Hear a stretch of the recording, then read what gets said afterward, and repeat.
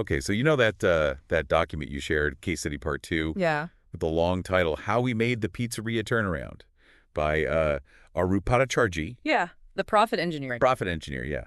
So I thought we'd do a deep dive into that. Yeah, it's really fascinating stuff. It's not just about some pizzeria, Yeah. This is about the core drivers of a business and how they can get lost. We'll be looking at Arup's experience with Andrea, this Italian guy who built a whole life in the Netherlands and then moved back to Italy to run this pizzeria. Right. And you know it's really amazing, the response we got to that first piece. 329 likes on that initial post, Yeah. 136 comments, 12 reposts. Wow. People are really into this. Yes. So clearly people are really interested in this sort of thing. We can't respond to everyone individually, but we are definitely paying attention and learning from what everyone's saying. Absolutely. So for today's deep dive, our goal is to really try and figure out the key lessons from Andrea's turnaround story and see if we can apply these lessons to different situations, whether it's, running a business, working on a personal project, or just like figuring out why people do what they do. Customer behavior. Absolutely. Okay. So where should we begin? Well, I think one of the most interesting things is the relationship between Arup and Andrea. Uh-huh. There were no contracts. Just like this sense of trust and respect built up over years. Yeah. It's pretty unusual these days, isn't it? I mean, most business relationships, they start with tons of paperwork, lawyers. But here, it was all about trust and genuine intention. And you can really see how Arab's motivation was just wanting to see Andre succeed, to find some peace of mind with his business. It really makes you think, like, do we overcomplicate things with all the bureaucracy and stuff? It's a great question. But Of course, agreements are important, but sometimes that initial foundation of trust can be even more powerful. Think about it. Haven't your best collaborations been built on that kind of mutual respect right from the get-go? yeah, definitely. Okay, so the case study talks about why Andrea's Pizzeria was initially successful back in the 60s. Yeah. Good food at a good price. Yeah. Simple as that. And not much competition back then. Right. It was the perfect recipe for success at the time. But things changed, right? They did, yeah. More restaurants popped up, supermarkets started selling ready-made meals, takeaway options became a thing, competition exploded. Right. And Andrea, understandably, started to get nervous. Oh, yeah. But here's the thing. The case study points out that actually his situation could have been way worse. A lot of restaurants went out of business in that same period. Right. That's correct. So he was facing challenges, but his business was still, holding its own to some extent. It makes you think that even when times are tough, some businesses just have something that helps them survive. Absolutely. And this brings up a really important question for everyone listening. How do changing markets like that affect what it means to be successful in business? And how do we adapt and innovate to deal with those changes? That's the million-dollar question, isn't it? And Andrea's ability to weather the storm while others failed suggests he had something fundamental right. Right. Okay, so the study talks about these modern business terms, cost value, time, people, process. Right, the fundamental. Right. But the really interesting part is that Andrea's customers, the ones who are still coming, they weren't just looking for the cheapest option. No, they could have easily gone to those other places if price was all that mattered. Exactly. They were paying for something more. And I think that's a really important lesson for everyone. Absolutely. Don't get so fixated on price that you lose sight of the overall experience you're offering. It's the whole package that matters. So what was it about Andrea's Pizzeria that was so special? Well, it wasn't just about the food. It was the entire atmosphere. The quiet, relaxed ambiance, the fact that the other customers were, well-dressed. And get this, they didn't seem to mind if things took a little longer. It seems like part of the appeal was actually the opportunity to slow down and savor the experience. That's really interesting because so many restaurants are all about speed and efficiency. Yeah, faster isn't always better, right? In this case, the value was in the slowing down, enjoying the moment, disconnecting from the hustle. Okay, so let's take a moment to reflect on this. What aspects of value are most important to you as a customer? What makes you choose one business over another? Is it just the price, or is there something more? And if you're the one offering a product or service, are you really understanding what your customers value most deeply? It's worth thinking about.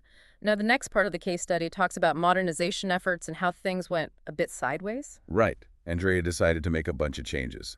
Update the decor, bring in student staff instead of his longtime employees, cram in more tables, raise prices. It seemed logical on paper.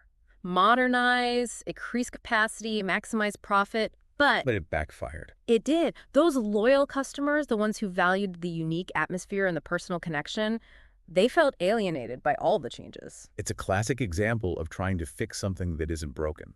Exactly. And sometimes the things that make a business special aren't so easy to quantify or measure. And Arup actually experienced this firsthand when he spent a few days working in the pizzeria.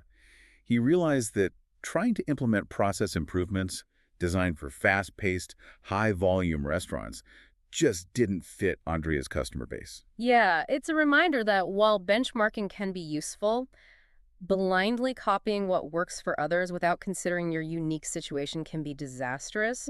You have to understand your own value proposition. And one of the things that really stood out was the difference between the old clay oven, which was slower but part of the charm, Right. and the new gas ovens. They were faster, but ultimately not really needed because that predicted surge in customers, it never happened. Yeah, another miscalculation based on those generic benchmarks. And what about the staff? Yeah, the long-term employees had built real relationships with the customers. They'd chat, share stories, make people feel welcome. The students were efficient, but they just couldn't replicate that personal touch. It's a reminder that the human element, that personal connection, is often a huge part of what makes a business successful. And let's face it, in a world that's becoming increasingly automated and impersonal, that genuine human interaction becomes even more valuable. Think about it. When was the last time you felt truly valued as a customer? Did it make a difference in how you felt about that business or service? Right. It all adds up to create an experience. And in Andrea's case, the modernization efforts actually made his pizzeria feel more generic, less unique. It lost that special something that set it apart. So be careful about losing your unique appeal in the pursuit of modernization. Hmm. Okay, so there's this really powerful moment in the story where Arup asks Andrea a straight-up question. Yeah, he says, why should I keep coming here if I can easily go somewhere else? Then Andrea's stunned. Yeah, he wasn't expecting that. But Arup's answer is amazing. He says he comes for Andrea, for the smiles from the staff, for the conversations. It's like a sense of home that he can't find anywhere else. It's not just about the food. It's about the whole experience. It highlights this fundamental truth. People crave connection and belonging. They're looking for something beyond just a transaction. And, without even realizing it, they had created this kind of niche market Mm-hmm. with those top-tier customers who were coming back all the time. Right. Not only to eat, but also for events. Exactly. And that's something those supermarkets, corner pizzerias, fast food places just couldn't replicate. They had a unique selling proposition, even if it wasn't initially a deliberate strategy. It all comes back to understanding your core customer, figuring out what truly matters to them beyond the obvious. So think about that in your own endeavors, whether you're building a business, leading a team, or just trying to understand people. That emotional connection and overall experience can be incredibly powerful. Okay, so after that realization, Arup made a big decision. He actually lowered the prices Hmm. because the proposed increase just didn't make sense anymore. It wasn't in line with what the customers valued. It's a reminder that pricing isn't just about covering costs. It's also about aligning with your value proposition. Sometimes you need to reevaluate your pricing strategy as your understanding of your customers evolves. And it took time for Andrea to recover financially from those missteps. It wasn't a quick fix. It took many months to pay off the debt. Yeah, turning a business around takes time and perseverance, especially when you've strayed from your core value proposition. So the case study wraps up by telling us that Andrea eventually sold the pizzeria. Hmm. He was ready to retire, and importantly, he wasn't broken anymore. They were able to sell it for a good price because the business was clearly on the right track. Hmm. But the new owner had a very different focus. ROI, return on investment. It was all about the bottom line, not about the heart and soul of the pizzeria. A pure business transaction. And you know what's interesting? They included a special condition in the sale agreement. Oh, yeah. Arup and Andrea were allowed to eat at the pizzeria for free. Wow. It was a way for them to keep an eye on the balance of value, cost, and quality. That's amazing. Even after selling the business, they still cared about what made it special. It really shows how invested they were in its success. Absolutely. They wanted to ensure that the essence of the pizzeria wasn't completely lost, even under new management with different priorities. Okay, so the case study ends with a powerful message for all of us. It says there's an Andrea in every city facing similar challenges, just waiting for someone to come along and help. It's a call to action. If not now, then when? And if not you, then who? It's a reminder that we all have the potential to make a difference. By understanding these fundamental principles of value, connection, and the human element in business. So thank you for joining us on this deep dive.